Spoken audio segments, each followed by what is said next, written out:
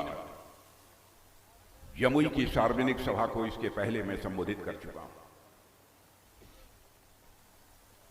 लेकिन मुझे यह भी याद आता है इसके पहले जब भी मैं जमुई आया, बहनों भाइयों, हमारे अभिन्न मित्र जिनके साथ मेरा भावनात्मक रिश्ता था, और मैं ये कहूं कि एनडीए में वह शामिल हुए थे जब मैं पार्टी का राष्ट्रीय अध्यक्ष था, तो हमारे आग्रह पर ही एनडीए में जो शामिल हुए थे, ऐसे स्वर्गीय रामविलास जी पासवान आज हमारे साथ मंच पर नहीं है। स्वाभाविक रूप से उनकी कमी मुझे खटक रही है। खिलखिलाता हुआ चेहरा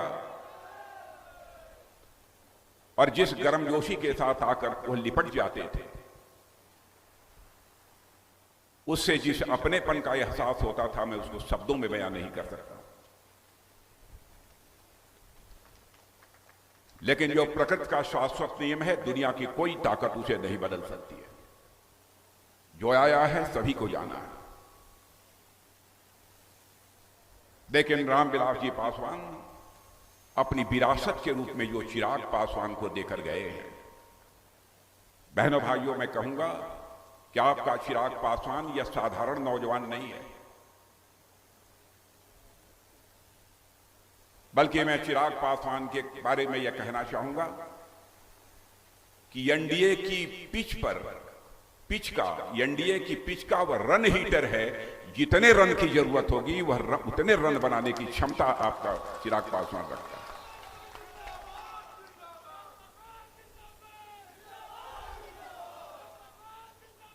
आज लोक जनशक्ति पार्टी की अध्यक्षता चिराग पासवान कर रहे हैं। मैं पूरी तरह से आश्वस्त हूं, जो हमारे रामविलास जी पासवान का स्वप्न था, उस स्वप्न को वह निश्चित रूप से साकार करेंगे। आज बाबा साहब भीमराव अंबेडकर की जयंती है, इसके लिए भी मैं आप सबको शुभकामनाएं देता हूं। अरुण भारती वैसे तो पहले भी काम करते रहे होंगे राजनीतिक क्षेत्र में, लेकिन प्रत्याशी के रूप में पहली बार वह चुनाव के मैदान में उतरे। अरुण भारती को बोलते हुए मैं सुन रहा था। इतना तो अरुण भारती के बारे में जिस नतीजे पर मैं पहुंचा हूं, मैं कह सकता हूं, अरुण भारती एक विनम्र है, एक शालीन व्यक्ति हैं, और सांसद बनने के बाद प्रभावी तरीके से जैसे भी एक सेवक के रूप में भूमिका निभानी चाहिए, इस क्षेत्र की जनता के लिए सेवक की भूमिका निभाएंगे।